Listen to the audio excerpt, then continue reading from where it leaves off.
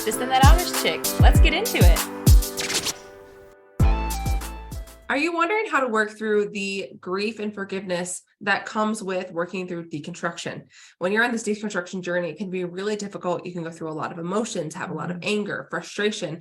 And I think sometimes that having the anger and frustration and that grief, if you don't work through it, it can really pull you down, pull you backwards, and actually pull you away from faith altogether. So we're going to talk about this today and give you the top 10 tips for working through the grief and the forgiveness that you need to have while you are still deconstructing from your faith. So what's our first tip?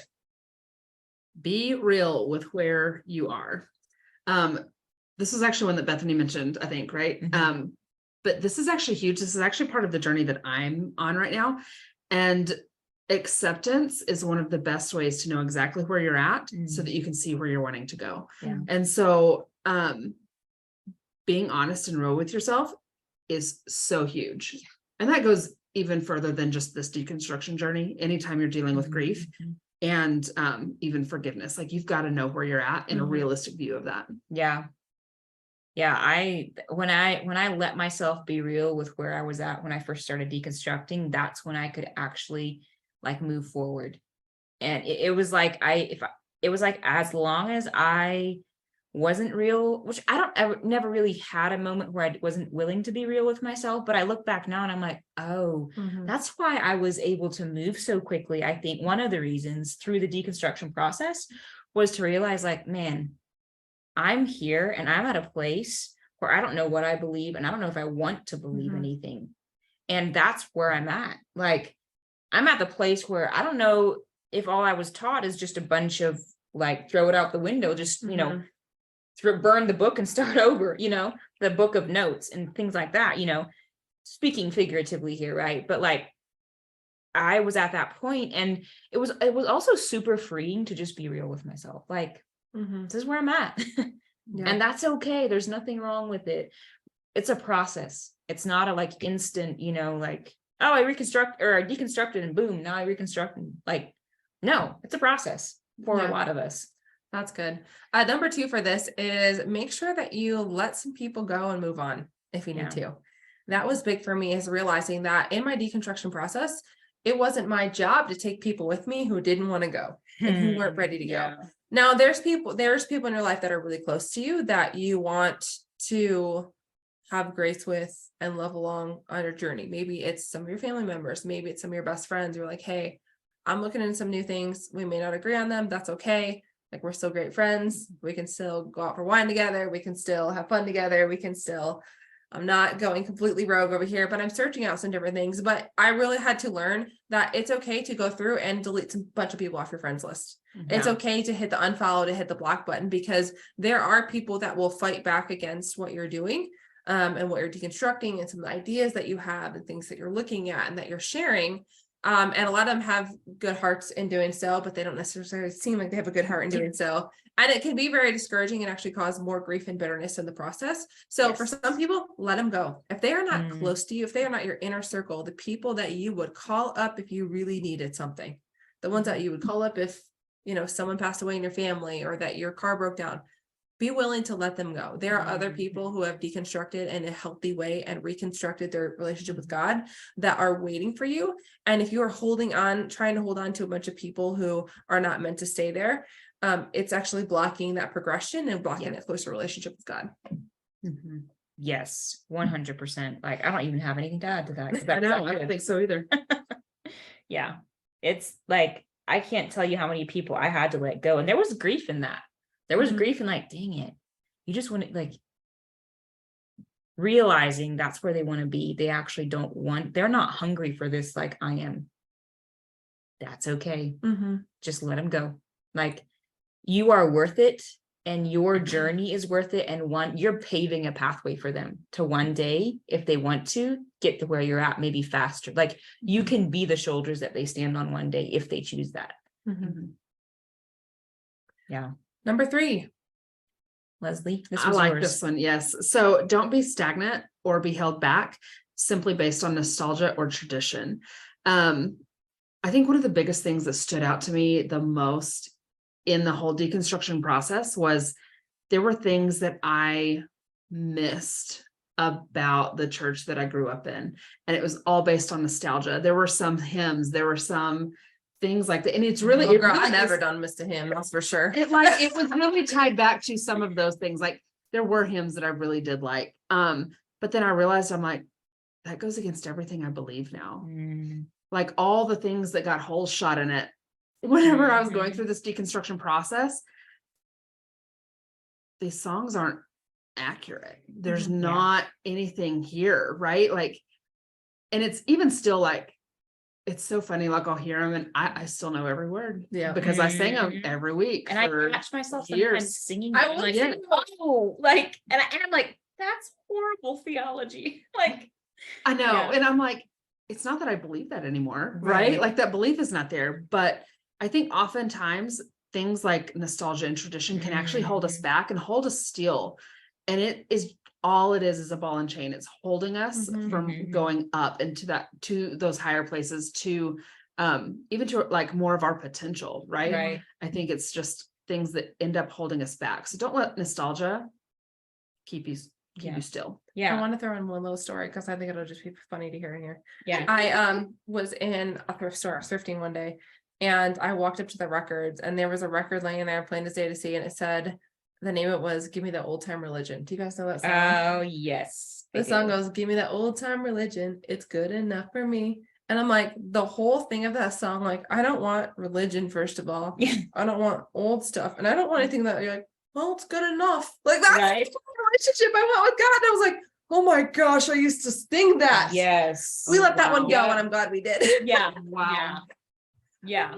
I remember that song. Gosh, now I can't get it out of my head. Okay, we'll go to the next point though. No, well, and just one last thing, like all of these things, if you look at these tips that we give you, a lot of them have a grieving process to them, like grieving tradition, or like, man, like, even though I was being taught really not good things or like off things, there's still memories with that. There's still like It makes it a good things. experience. That you And had. like, it's okay to grieve it. It's okay to be like, okay, that's not true anymore. But man, I miss like grieve that like process, you know. It's okay. Like I think it's like the nostalgia of like, remember in the summertime when it was hot and you'd have those like icy popsicles in the plastic tube. You're like, that was the best. And then if you were grabbing some adult, you'd be like, I wish this was as fun as it was when I was a kid. Right. Because it was magic on a summer day. Yeah, it's like, true. Nothing for me now. It makes me feel like garbage. The red ones and blue ones were my favorite. The blue ones. Yes. Oh my God. Okay. So next, let yourself feel all of the emotions. This can be very hard, especially if you're raised in religion. Yes. Because in a religion, emotions are bad and you cannot trust your emotions.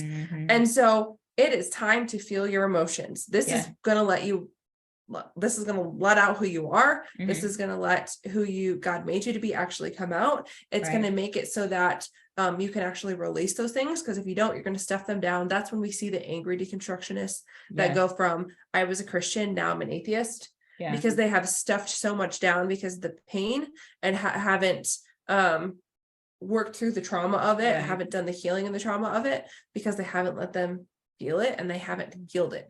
Yeah. Like, and the thing is, emotions are information that's trying to tell you what's going on the inside. And so they don't need to, like, when we say let yourself feel the emotions, we don't mean that you have to stay in them or like, you know, have a pity party or like stay in anger or fear or like sorrow or sadness or grief or whatever. But just let them communicate with you, like let yourself feel it and maybe even ask yourself like, man, why am I feeling this? Like, where did this come from that I'm feeling all this anger all of a sudden? And it could be because you weren't allowed to express how you felt in religion or whatever. And just now you're getting to actually feel those repressed emotions. I think honestly, sometimes those emotions are just repressed emotions that we weren't allowed to feel. And now that we're free, they just come up. And it's like asking the question of where is this coming from? And like, what do I need to know about this? Helps you process it out and let yourself feel it so that you can feel it and then let it go. Yeah, that's good. That's good. Yeah. Number 5. Be careful who you talk to about it.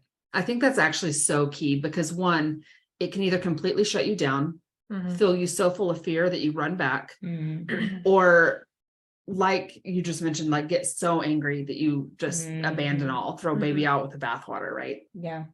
So I Yeah. think knowing who you're speaking to, and you even mentioned like that inner circle, those like your top 5 people, like those people that are going to encourage you, like, listen, they don't have to be deconstructing either. As long as they're going to be like, hey, I'm praying that like the truth of God reaches you. Like Yeah. I'm not even saying that you change your mind and come back, but No. I'm just praying that whatever you find is the truth of God. Yeah. I think it's important to also keep in mind that, excuse me, that sometimes even those inner circle people won't actually encourage you in it. Yeah. And that you may need to find other people, and you may need to, where's going to mind to separate a relationship. This doesn't mean separate from them, but for example, I've got a friend that I'm very close with. I've been close with most of my life since I was a child. And I wouldn't necessarily have deep conversations with her about these things because I know we would disagree, but it doesn't matter for our friendship, right? Like it doesn't matter. Like we both have the same core belief. Like we still both believe in God. We still believe Jesus died on the cross. We still believe we're ending up in heaven. And so it doesn't matter. And so I have other friends I've had these relationships with, these conversations with, and oftentimes it will be new sets of friends coming in because there's a whole thing also around like, it's going to scare people in your life when you try and move forward or do something different because they are afraid they're going to lose you. Yep. And it's all out of either, now I don't want to say it's all, sometimes it is out of jealousy. Sometimes it's out of control. Sometimes it's out of, and those people, there needs to be boundaries and things set around those relationships anyways. But a lot of times if it's like your close friend, like your best friend, it's fear that they're going to lose you. Yeah. Because you've been there for them. And so it's okay to be like, I'm not actually going to talk to them about it. Maybe I need to find a new group of people. Maybe I need to find a Facebook group. Maybe I want to check out some TikTok or something. Maybe I need to start following some people to where I can at least get in the comments with people and maybe start to connect. Maybe I can find a group of people online. Maybe you need to throw up a post and you know that your top 5 people on Facebook, you need to like click the button so they can't see it and ask a few questions so you can find people in that way, because sometimes those people in your world aren't going to be ready for you to start that process and aren't going to be a safe place because of the fear. They will be afraid they're going to lose you. Maybe you need to find a podcast with 3 really cool chicks and just start commenting and find each other. We'll be your Find friends. us, Listen, right? We'll be your safe place. We're 'Cause we know fun what it's people. like. That's a perfect segue. Yeah. Oh, I was gonna say, I mean, I think at some point we're gonna have some kind of like seminar get together we're gonna have. So Yes. if you want to be Yeah. Not a seminar, because that sounds like a Baptist thing. Like sorry, our Baptist at seminars? Yes. Oh no. I haven't heard of a seminar. like a party or like a hangout or something. Yeah, we'll definitely have a get together at some point. Yeah. It'll be on a beach. We'll let you know. Yes. And which is a perfect segue into the next. Did you want to say something more about? No, it's it. Okay. Yeah. Number 6. So number 6 is talk it through with safe people. And this is so important. And those safe people can be like the people who used to be in my inner circle aren't anymore. And that's okay. It's okay for people to move circles in your life, from your inner circle to like your outer circle to an acquaintance or whatever. And that can be so hard to go through. There can be grief and anger, frustration. Like I'm talking from experience here. Like I have felt all these things and I'm currently going through some of that. And it's really, really, really hard, especially when you thought those people were going to be like in that position in your life for the rest of your life. But then you started doing something and you like almost outgrew them in a sense. It's like, man, it's hard. So hard because you want them to stay. You don't want them to have to like, but then you have to always also realize like, I have to have safe people to talk this through. Like if this person doesn't champion me, doesn't like want the best for me no matter what I do, doesn't have my back 100% no matter what's going on, and like doesn't ask questions to understand where I'm at, those things are so important for me personally. And if that isn't happening, then you're not a safe person for me. Right. Yeah. And that's when you have to like be moved to a different area of my life with less access. Because I need to be in a safe place to figure this out. And so, so important. That's super good. I've actually got a story that actually happened right actually at the beginning of the podcast. We were putting out some spicy Facebook posts, kind of stirring the pot, you know. Hashtag Butterchurn. And I went to a friend's house just to hang out because I hadn't seen her in a long time. And after we were there talking 2 hours at least. And then she's like, let's come have a coffee. Come sit down with me. And I was like, okay. She's like, now here's the deal. We're concerned about all this stuff you're putting on Facebook. I was like, first off, I put up the Berlin. post. No, I'm and joking. I was like, Was her and I was fault. tagged. I like, tagged her in it, and yes. Yeah. And sorry. no, and it's fine. I always give you a hard time about it. It's fine. It was gonna come out sometime, Elizabeth. I mean, What I hear so I her need to saying forgive is- Berlin. No, I'm joking. No, but forgiveness and grief often go hand in hand with this, because this whole Mhm. situation, like, she set me down and essentially lectured me for over an hour about everything that was in posts, the things I was doing, the church I was going to. And I'm like, I got none of this from church. Nothing that I'm saying was ever taught in church. So Yeah. one, there were a lot of assumptions being thrown my way. There was a lot of things, and never once was I dignified with the question of, hey, what do you believe? Like, I Yeah. just want to know.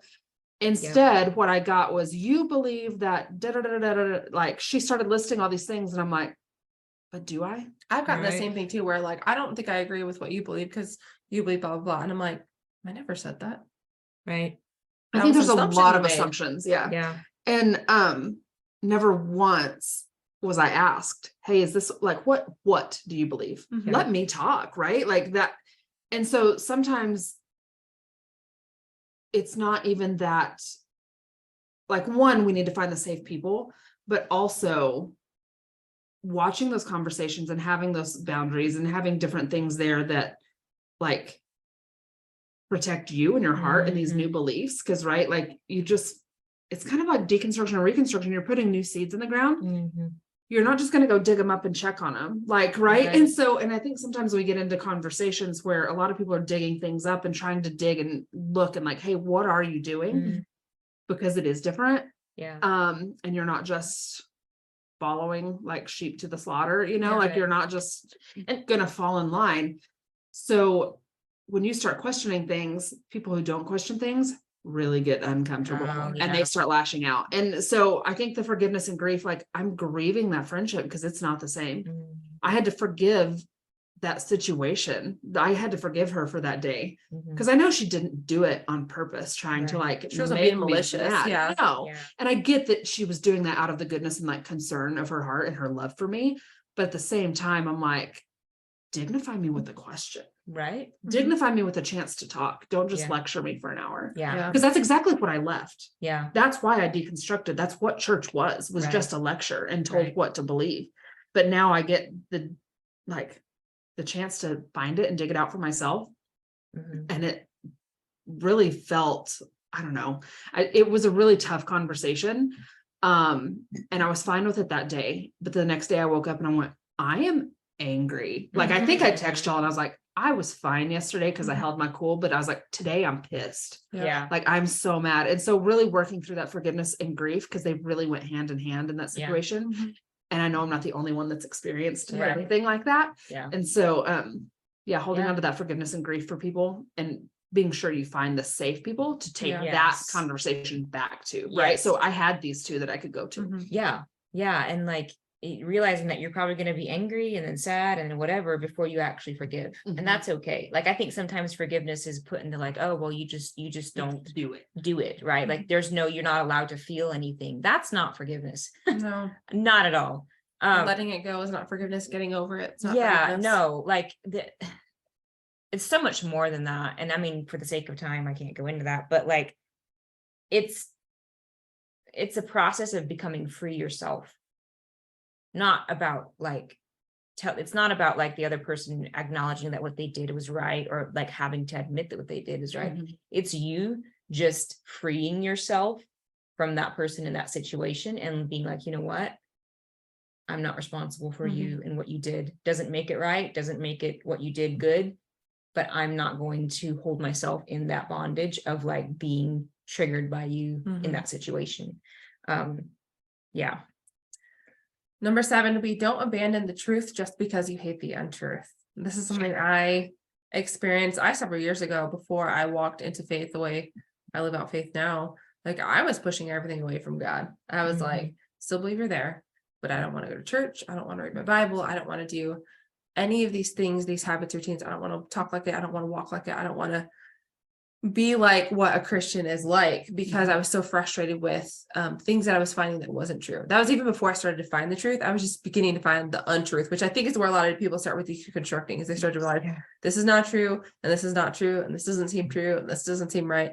And so don't abandon the truth. So when you find out that something is untrue, go and seek out what the truth of it is. Like that's like the next step. Is it's like a kid who asks why, right? They're asking why for a reason, because they know that I can't do this, or I can't go there, this doesn't work like that. But then they go, why? Because they want to know what the truth is about how the thing functions. And so I think that's an important thing to do, is reconstruct. That is how you avoid the bitterness. That's how you avoid the anger. That's how you avoid the loneliness, having that hole in yourself that's there that you're like, now I'm just mad and frustrated. And it's how you can keep your relationship with God while at the same time getting rid of the religion. Yeah. I love this so much, because looking, like, not abandoning the truth doesn't mean that you find the truth all in one setting, or like one whatever. Usually it's a process of finding the truth. Like, you find something, you're like, oh, that's like, yep, that's so true. And then like a week later, you're like, oh, you know what? I actually changed my mind because I found something else out about God. Like, truth is like layers and like a journey. And you find, the more truth you find, the more you uncover. Like, it's a cool treasure hunt. And, I know things to be true now, but I also know that, in a year, I'm probably going to have even a greater understanding of that thing, or deeper or wider, or more facets. Right. And like, that's the thing with when you deconstruct, is you're deconstructing from a stagnant, like, this is the way it is in a box with a lid, like there is no other thing. You can't expand, or there can't be anything else added to this. It's very, like stoic. That's what I wanted to say. Stoic, like rigid. That's it, rigid. But the truth is ever expanding, ever growing, because it's a person. And like, the truth has so many sides and facets to it. And so, knowing that, like, you can always be learning the truth and have new levels of it while you deconstruct, and the truth isn't a rigid thing, is beautiful, because you're going from being rigid to being fluid. And that's really cool. Yeah. Number 8, know people were doing the best they can with what they knew. Yeah. That ties right into your story. Like, I was going to say, that really fits into and that was actually what I was going to say, was like, that really fits into my friend. Like, I know where she's coming from. And so I know that she is concerned, because she is going based off of what she knows. And had that conversation gone differently, she would have actually been like, she would have encountered even more truth. Right. But that's not the way that conversation happened. But no, I think even when it comes to, and I don't know if I've actually said this on a podcast yet or not, but even talking about, like, I think it's so easy to hold some anger and resentment towards the pastors that taught us these things. And at the end of the day, they all went to a seminary and were taught what to teach. And so it's the same thing with like doctors. So often we know doctors, what they say isn't always the best way, but they were taught to teach that. Yes. Right. And so I think, one, grieving the fact that you've spent how long in a church learning a lot of things that were untrue. I mean, all of these really tie together so closely, because you can't throw the baby out with the bathwater. You don't want to throw the truth of Jesus and who he is out with all the other mumbo jumbo and gray area that's been taught as Bible facts. Right. And also just the piece of forgiving the people that taught mistruths simply because they had no idea.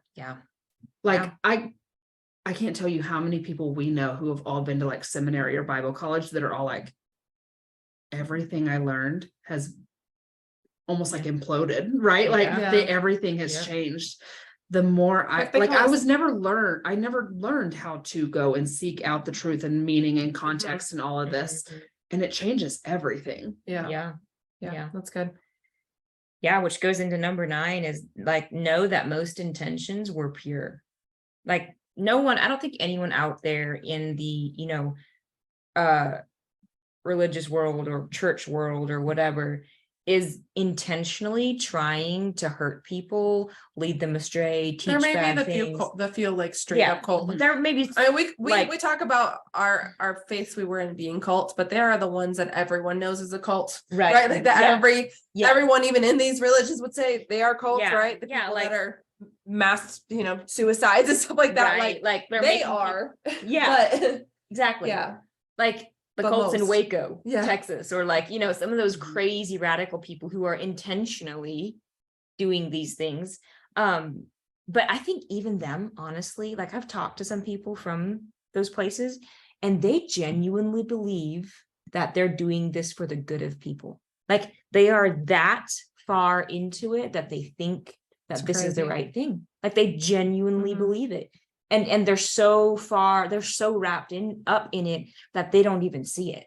And like, it's like they were, boiled at this point, that whole put the frog in the pot and turn the water on, like the heat on slowly. And so most people, I would say all people, because I think all people are genuinely trying to do good for other people. Yeah. And they're good intentions. They're just very misled and ignorant. And some people by choice, I think everybody reaches a point where it's a choice, where they choose to believe, because at some point everybody's going to be exposed to a different way of thinking or something else. And you're always going to be confronted with choices. Right. And so I think there comes a point where they choose it. Yeah. But they genuinely believe they're doing the best, like good intentions, just very misled. Yeah. I do want to note on this though, because I said, know that most intentions were pure. We're talking about beliefs, ideas, and concepts about God and how to live. If you were in something that was, Children of God cult, it's a children's sexual abuse cult, right? They literally have sex with children. If you were somewhere like that, we are not saying these people had good intentions. That is not what we're talking about. No. We're talking about the people that were telling you, don't swear because it's a sin against God. Make sure that you show up at church every time the doors open. We're talking about those teaching people. us purity culture. Yes, the ones teaching us purity culture. We're not talking about the ones that were that the law would literally say is abusive and needs to be in jail. We're not talking about those things, so we don't want to dismiss those. If you're someone who's been had something that the law or that any general person would 100, that most Christians would say is abuse. We're not talking about that, and so we don't want to dismiss that there. Right. But we're talking about, these ideas and concepts about God of, hey, God is, gonna judge you really hard. Like, and we're like, no, God's good. Right. Yeah. That's the stuff that, or like you need to like wear certain clothes and act a certain way and drive a horse and buggy and not have electricity and things like that in order for God to be happy with you. Like those kinds of things. Yes. So those are the things that we really think people's intentions are pure on. Yes. Number 10 is set boundaries with people as you go through it. This is important because, like I mentioned before, that you may have people in your life, you may have a relative or something that is, saying, hey, I disagree with that. Or Leslie's example of the friend, like if that friend were to come to Leslie again, she may be like, hey, you know what? Like, if you want to ask me questions about what I believe, that's okay. But you coming and telling me what I'm doing is wrong without asking us questions. Yeah. We're not having this conversation. We're not doing that anymore. Those are the boundaries it's good to set. It's good to set those boundaries so that you have the freedom to explore what you need to explore. You're an adult, you're your own person, right? And you need to be able to set those boundaries to know that you are able to walk this with God. God is taking you on a journey. Like when you're deconstructing, God is wanting you to ask those questions, to deconstruct and reconstruct, and to not set boundaries with people. You're letting someone use a fake version of him in order to stop you from seeing him. Yeah. And so being willing to set those boundaries. Yes. As well. So good. Yeah. And one way that I know when it's time to set a boundary is if someone doesn't honor me or what I believe, and feels the need to instantly talk down, degrade, have a debate, like there's only one person right here. We can't have a conversation and talk about and just, like, hey, that's what you believe, this is what I believe, that's cool, like it's fine, I respect your, or respect your whatever you decide, that's fine. Like, but if there's people who feel like they need to like attack you in order to like make you believe what they believe, that's a huge red flag. Like, nope. That's a hard boundary. that I'll just like, hey, we can't have a relationship. I'll go even that far to be like, we can't have a relationship outside of if it's family. It's really hard because you do see them, but like we won't. I've had to make that boundary with my family. Like we don't talk about anything faith. We don't. And I've told them, like, I know what you mean. And I was taught that for 21 years of my life. And I'm not having this conversation. And like, it's actually made it really easy to be around them because we just don't talk about that. Yeah. And that's one simple example, because I know that there's never the intent of the conversation is never to actually just find out what I believe and be like, oh, that's interesting. There's always a comeback. It's not to There's understand always, you no, and know you better. No, Yeah. no, it's like to see, okay, how wrong is she and how much can we like find fault with what she believes, and then like point out in the Bible, like do some Bible thumping, right? Like, you really think I'm gonna come back if you do? Like, it's crazy to me. So yeah. And I think boundaries is such a big conversation. We're definitely going to have episodes in the future on boundaries specifically. So be sure to hit subscribe, like, follow us on all the social channels so that you don't miss that. Because I think that's going to be a big, important conversation for anyone going through deconstruction and reconstruction, wherever you are in that journey. So yeah, you have anything else to add? That's it. No, that's that. I think that does it. Yeah. So that's basically our 10 tips that we have for you for helping you work through the grief and forgiveness when you're going through deconstruction and hopefully reconstructing at the same time. If you're here with us, it's likely that you are doing that. Like, follow, subscribe in all the places. We are the Butterchurn Girls on, TikTok, Instagram, Facebook, all those places as well. And we will see you in the next episode. Bye, guys.